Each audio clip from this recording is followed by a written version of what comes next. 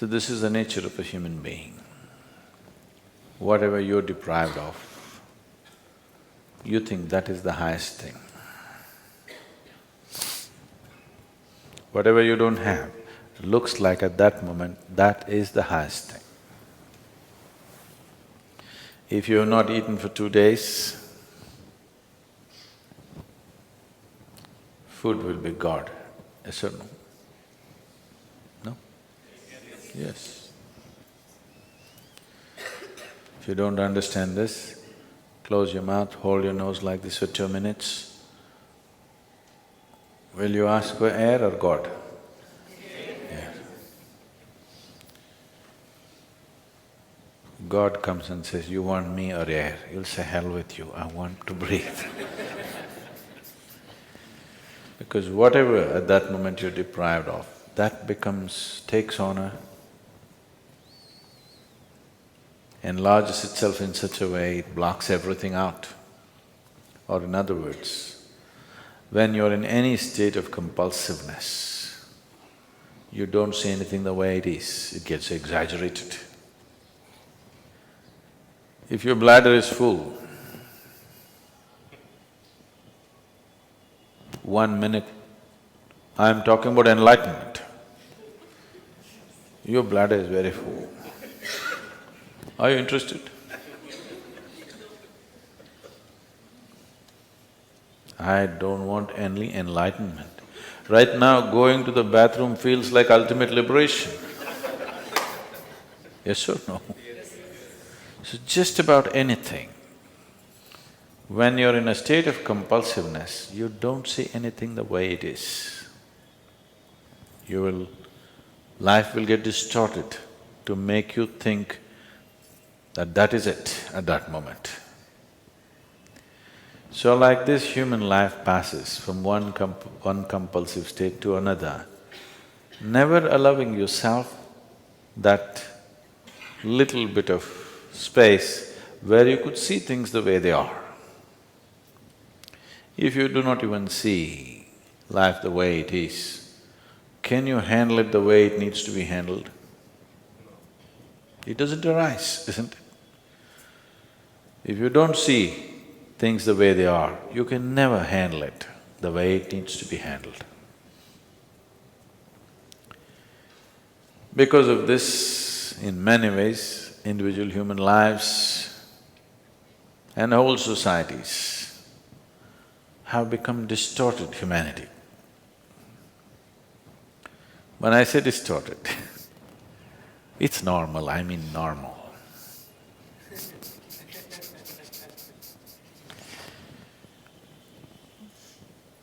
I was talking to a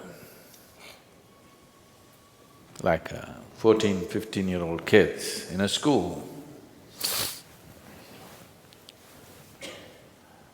And I couldn't believe that I was talking to about 11, 12 of them, young boys and girls. When something came up and I was just asking them what are they going to do next because they were in their 10th standard or something, they're only talking about finding a job and earning a living. I couldn't believe this because my whole life I never thought of earning a living. My dear father used to break his head, this boy has no fear in his heart, what will happen to him, what will happen to him? I said, not having fear is a problem? I thought fear is a problem. I never thought not having fear is a problem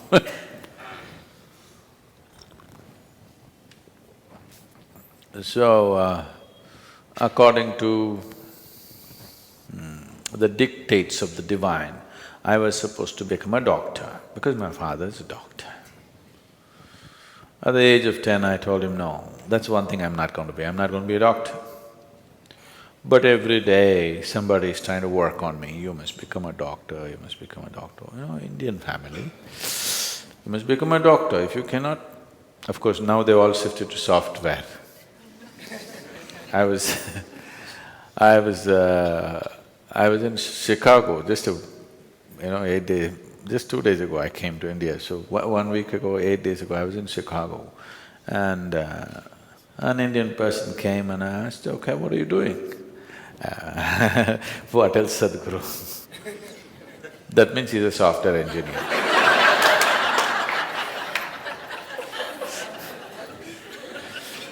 There was a time if you said what else, you were a doctor.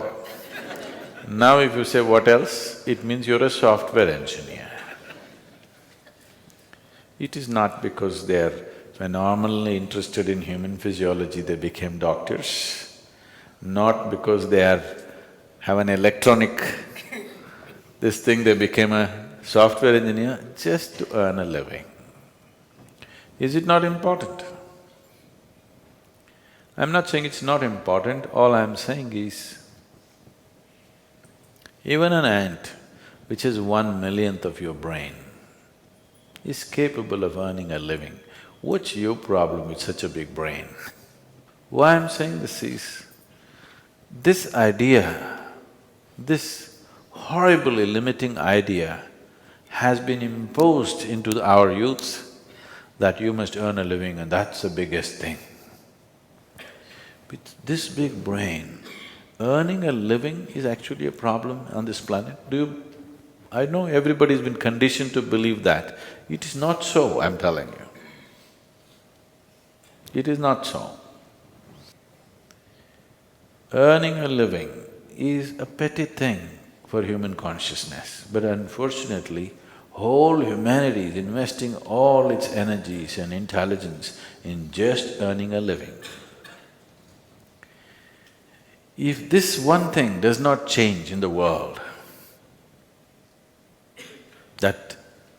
I'm not saying one should not, all I'm saying is, it need not occupy the entirety of human consciousness to earn a living. If you put one little finger to work, it'll earn a living. It's capable, this is capable of that. All human genius has been smothered to death simply because everybody is thinking how to earn a living, how to earn a living, The moment they can earn a living, they will sit down and become fat.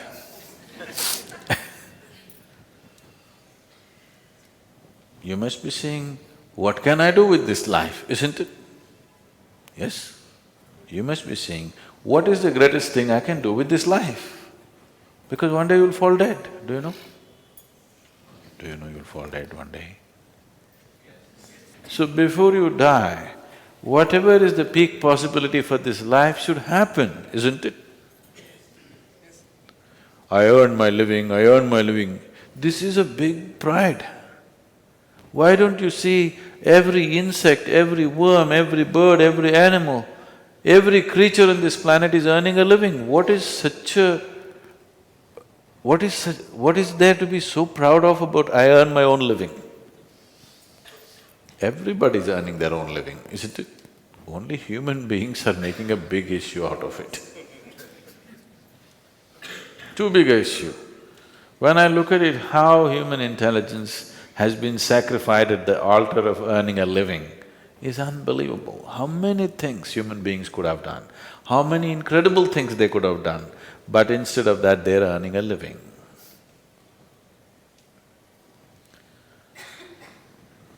So it's very, very important. I'm just thinking we should start a wave, particularly in schools and colleges, that earning a living is a damn little thing. It is not the prime of your life. With one little finger you can earn a living. With this big brain, when an ant can earn its living, this big brain, should it struggle to earn a living? That has become a problem because you want to be like somebody else, isn't it? You want to be like somebody else, that enslaves you. And once you are into this chakra, nothing else is possible, it just keeps you going and going and going endlessly. Now this possibility of This simple thing called yoga is not about twisting your body, it's not about getting fit, it's not about getting healthy. All these things nature will do for you, if only if you live in tune with it. This is about understanding the geometry of the cosmos through the geometry of your own system. I'm calling this a geometry because cosmos is a geometry, isn't it? Planet Earth is going around the sun. What is it? A diesel powered? You think a big diesel engine is pushing it? If it was, the roar of that engine would have killed us. Just the perfection of geometry, it just keeps going and going and going, isn't it? You've seen those perpetual machines? Have you seen those little ones? If you just do it like this, for years on end it's going. So this is just that, it's a perfection of geometry which keeps it going and going and going. The whole universe is geometrically perfect, that's why it stays there, otherwise it wouldn't. And if you learn to hold your body in a certain way, if the geometry of your body is in alignment with the geometry of the rest of the creation, suddenly you will find there is a rapport which will allow you can download the whole cosmos into this one. This is not a tiny little… If you simply like this, if you live, you're just a piece of flesh and bone. If you just get it right, suddenly this is something else. Probably these days, you don't have this experience anymore because you got all Tata Sky, dish net and all that stuff. But if suppose you had a television in your home in 80s when first the Doordarshan came, you are watching your favorite cricket match, suddenly your television goes boop, boop, boop. Then you climb up the terrace and there is one aluminum contraption. If you do like this, nothing will come. If you do like this, nothing will come. You just get it to the right place. The world pours into your sitting room. This is just like that. If you learn to just hold it right, the whole cosmos will pour into you. So, this is engineering yourself. It does not mean engineering yourself to breathe little better, to be little more healthy, no. This is about realizing the full potential of what it means to be human.